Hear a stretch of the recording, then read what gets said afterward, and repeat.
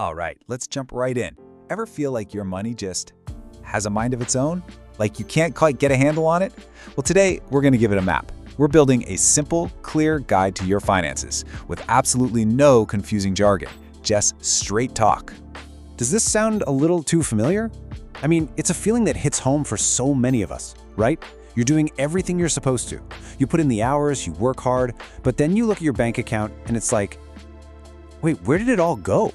You know, it really can feel like you're running on a financial treadmill that's just set a tiny bit too fast. You're moving, you're putting in all this effort, but you're not actually getting anywhere. It's frustrating, and believe me, you are definitely not the only one who feels this way. And here's the thing, this is not your fault. Think about it. In school, we all had to learn algebra, right?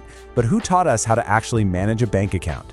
The good news, though, is that personal finance isn't some kind of advanced calculus. It's really just about having a clear plan, a roadmap. And that's exactly what we're going to draw out today. Okay, so here's our game plan for this explainer. We're going to build this thing like a house, from the ground up. First, we'll draw the roadmap. That's our foundation. Then we're building a safety net.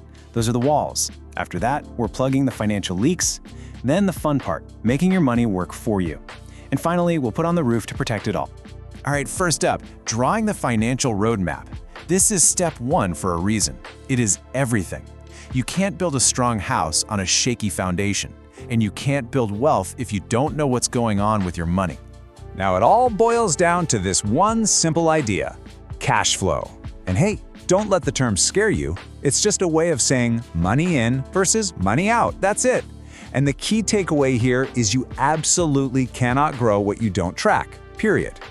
You know, the source material had this analogy that I think is just perfect. If you ignore a garden, weeds take over, right? The plants you actually want, they just wither away. Well, your money needs that same kind of attention to really grow and flourish. So a really simple way to get a handle on this is the 50-30-20 rule. And listen, this isn't a strict law, it's just a great guideline. The idea is that roughly 50% of your income goes to your absolute needs, 30% to your wants, and that last 20%, that crucial 20%, that goes to your future. And look, it doesn't matter if you're using a fancy app or just a simple notebook. This is the main point of this first step. The moment you start seeing where your money is going, that's the moment you get the power to tell it where you want it to go. Visibility is control. All right, so we've got our foundation poured. Now it's time for step two, building your safety net. Think of these as the strong, protective walls of your financial house. I mean, let's be real. Life happens. Things go wrong. Your tire pops, the boiler gives out. It's never a matter of if these things will happen, it's always a matter of when. And without a safety net, a little surprise can turn into a huge disaster that pushes you into debt.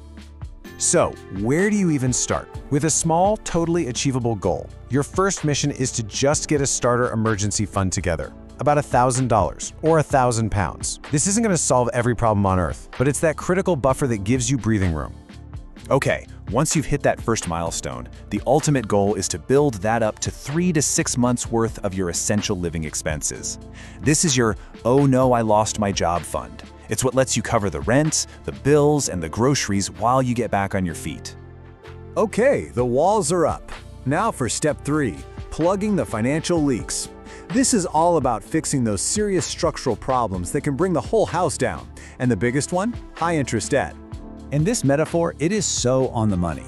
Seriously, imagine trying to fill a bucket that has a giant hole in the bottom.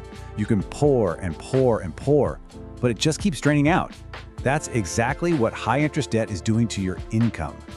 And this chart? Wow, it shows you exactly why it feels like you're getting nowhere with those credit card balances. With interest rates at 20% or more, a massive chunk of your payment isn't even touching what you originally borrowed. It's just feeding the interest machine. So let's be absolutely crystal clear about this, just like our source material is. This isn't just some small problem you can ignore.